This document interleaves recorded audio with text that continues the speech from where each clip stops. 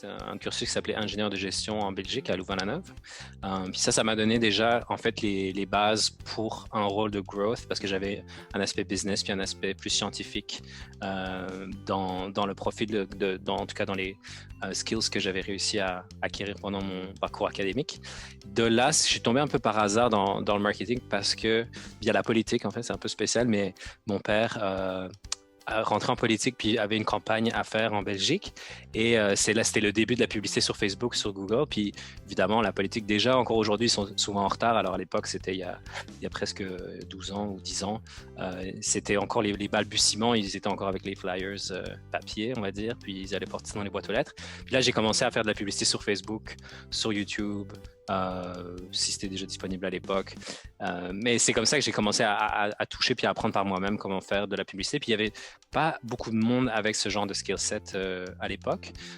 Puis petit à petit, ça m'a amené, je suis arrivé à Montréal pour une raison ou une autre. Puis après, je suis commencé à m'intéresser au milieu des startups qui eux-mêmes, quand tu travailles avec des startups, quand ils recrutent, c'est parce qu'ils n'ont pas l'expertise généralement en interne. Ils essaient d'avoir une personne pour remplir une expertise. Donc, souvent, les entrevues, au début, tu es capable un petit peu de manœuvrer puis de mettre en avant le peu d'expérience que tu as pour essayer de gonfler un peu ton profil puis d'impressionner quelqu'un puis de rentrer par un peu la petite porte. Là, j'ai commencé à travailler chez BuzzBud en tant que marketing manager. Petit à petit, justement, je pense que grâce au profil un peu plus data, plus analytics, j'ai réussi à prendre un peu plus de place dans l'équipe, devenir directeur du marketing chez BuzzBud pendant 2 ans. Et de là, après, il y avait une autre compagnie qui grossissait beaucoup à Montréal, qui était dans un domaine complètement différent. C'est-à-dire, c'était une industrie exactement la même, du voyage. Donc, je suis passé de BuzzBud chez Hopper. Mais BuzzBud, c'était du web, c'était des moteurs de recherche, du SEO, du SEM, Google AdWords, alors que Hopper était une application mobile, pas de site web. Et donc, c'était 100% réseaux sociaux, Facebook principalement, c'est là où se passe la publicité. Donc, c'était cool, je pouvais rester dans la même industrie, apporter une certaine expérience par rapport à ça, mais découvrir des nouveaux channels. Puis, même parcours, j'ai rentré par la petite porte, puis construit l'équipe un peu autour de moi et grandi avec la compagnie aussi, Hopper, qui a grandi de manière phénoménale dans les derniers 4-5 ans.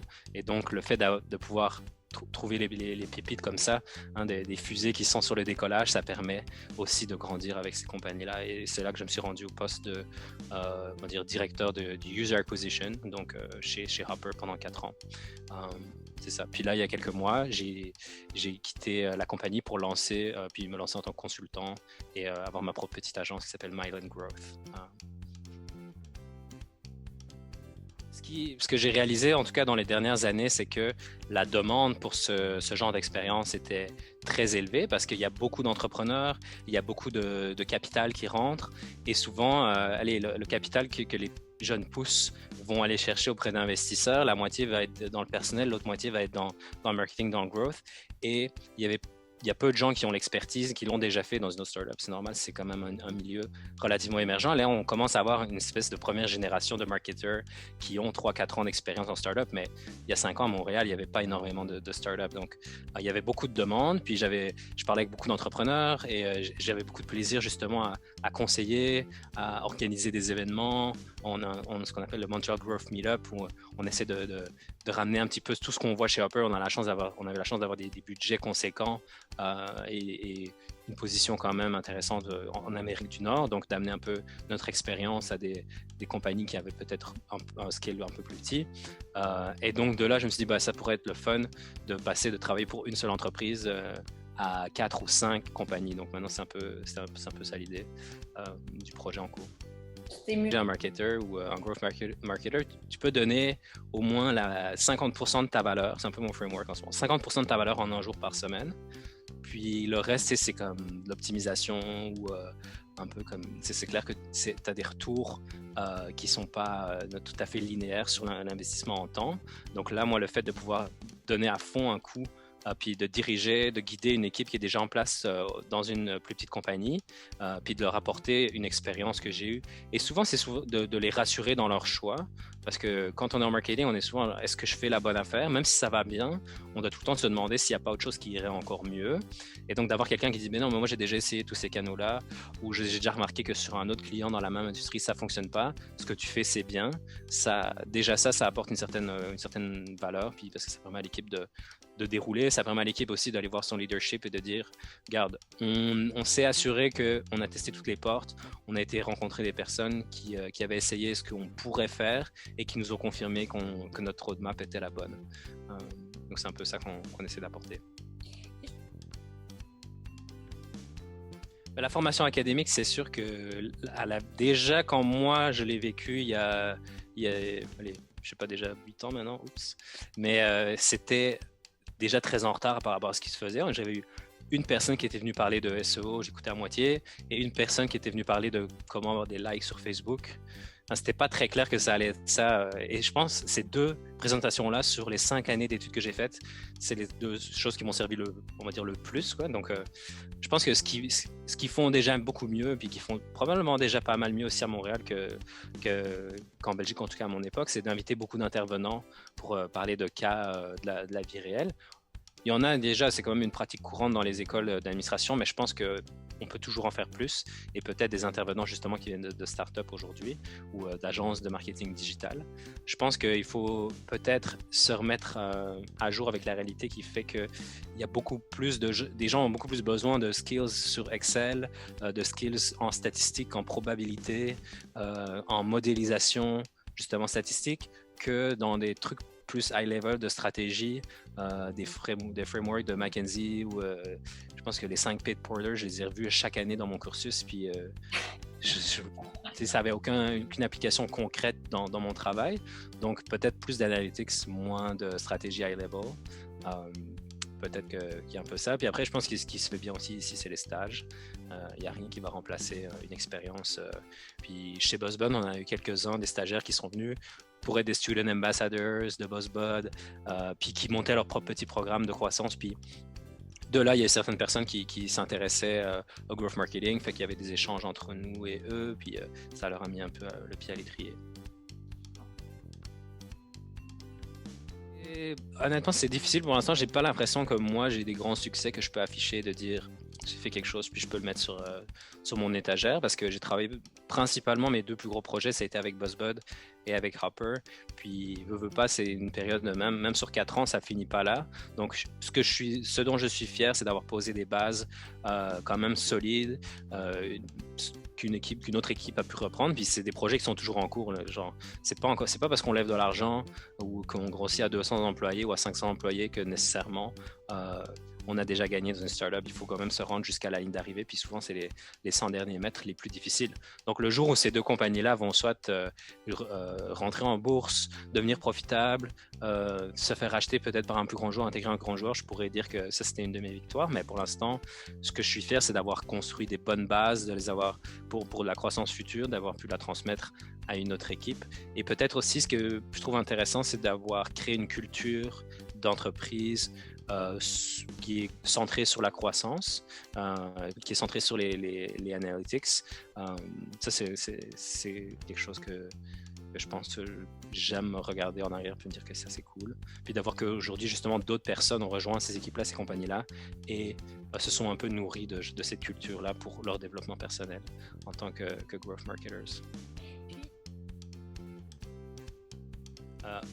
Il y a des hauts et des bas. Honnêtement, c'est déjà beaucoup plus effervescent et beaucoup mieux que quand j'avais commencé, où il y avait BuzzBud, Frank & Oak, Breather. Puis quand on demandait, il y avait 3 startups. Aujourd'hui, on est capable d'en citer beaucoup plus. Il y a beaucoup plus de deals un peu plus gros qui se font. Il y a aussi beaucoup de petits deals qui se font. Donc à tous les niveaux, je pense qu'il y a de l'investissement, il y a de la créativité. Après, je pense que récemment, avec Element AI, on a vu aussi que parfois, il y avait peut-être un manque de focus des aides institutionnelles sur des modèles d'affaires qui n'étaient pas nécessairement prêts à recevoir autant d'argent, alors qu'il y avait des compagnies qui l'auraient plus mérité.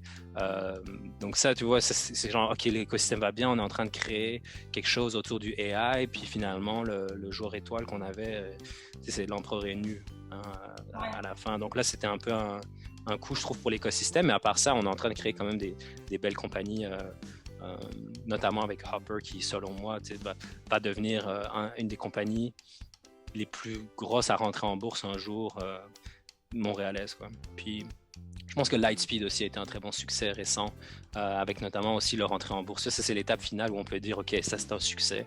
Puis, une compagnie qui fait des profits ou qui est proche d'en faire et qui reçoit la confiance d'investisseurs sur le marché. Donc, ça va. Puis, on voit que Montréal aussi, grâce un peu, en tout cas, c'est un peu dommage, mais à cause de toutes les politiques de Trump aux États-Unis dans les 4 dernières années, pour lesquelles ça a été beaucoup plus difficile d'obtenir des visas pour les étrangers. On a vu beaucoup de compagnies américaines venir s'installer ici, investir plus ici.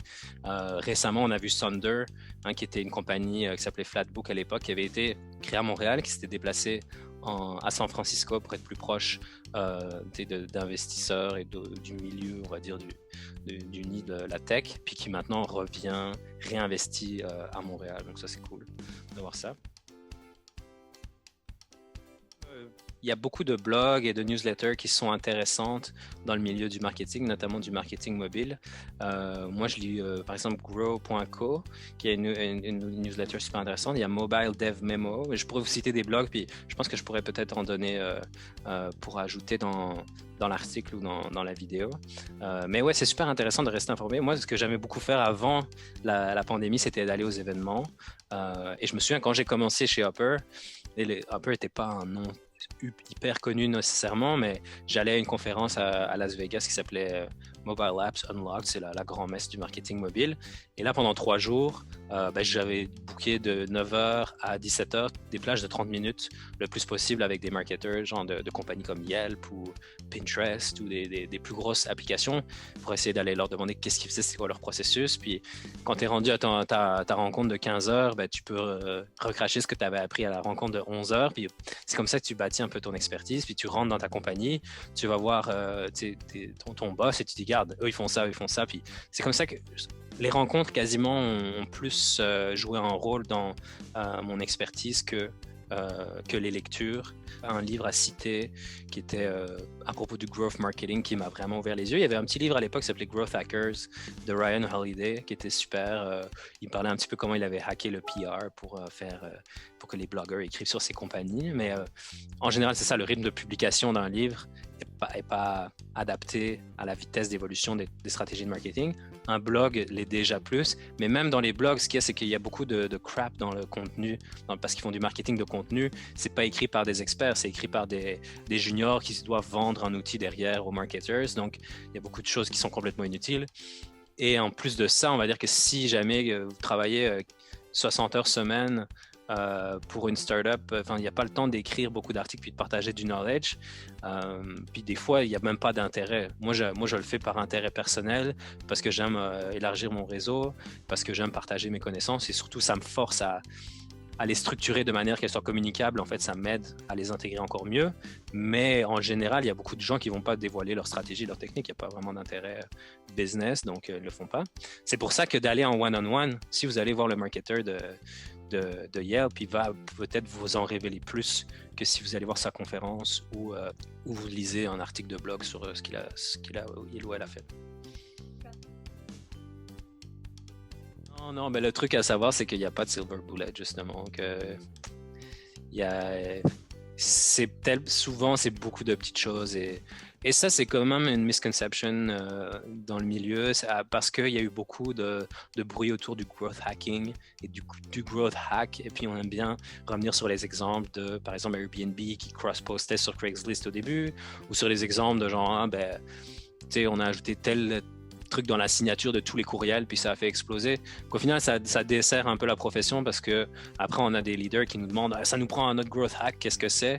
Puis on a l'impression qu'on ne fait pas la bonne affaire, alors qu'au final, non, tu sets tes campagnes sur Facebook, tu sets tes campagnes sur Google, tu fais du bon SEO. Si ta conversion n'est pas là, si tu n'as pas du product market fit, il n'y a aucun hack incroyable qui va faire que ta business fonctionne à long terme.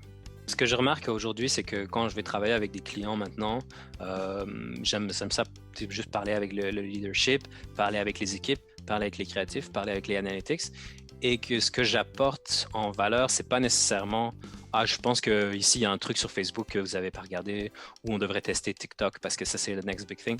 Oui, on fait un peu de media buying parce que c'est du service qui a de la valeur, mais la valeur la principale que j'ajoute, c'est plutôt un changement de culture, un changement de mindset sur lequel la compagnie va pouvoir s'appuyer pour les mois ou les années à venir. C'est-à-dire, ça vous prend une équipe comme ça, une mentalité comme ça, voici les métriques qu'on doit regarder, briser un peu des barrières mentales, par exemple. Ce qui est une erreur que beaucoup jeunes entrepreneurs font faire, c'est qu'ils vont accorder beaucoup trop d'importance à leur marque, à leur réputation et n'osent pas faire des publicités qui sont un petit peu plus accrocheuses, un petit peu plus agressives. Alors que tu perds de l'argent tous les mois en ce moment. Si tu finis comme une entreprise qui était dans le cimetière des startups avec une belle marque, il n'y a personne qui va te féliciter. Donc un peu briser des barrières mentales comme ça, ce qui va leur permettre de unlock leur vrai potentiel, c'est cela qui a le plus de valeur en tant que growth marketer, presque, que de leur donner un truc ou de leur optimiser leur click-through rate sur Google.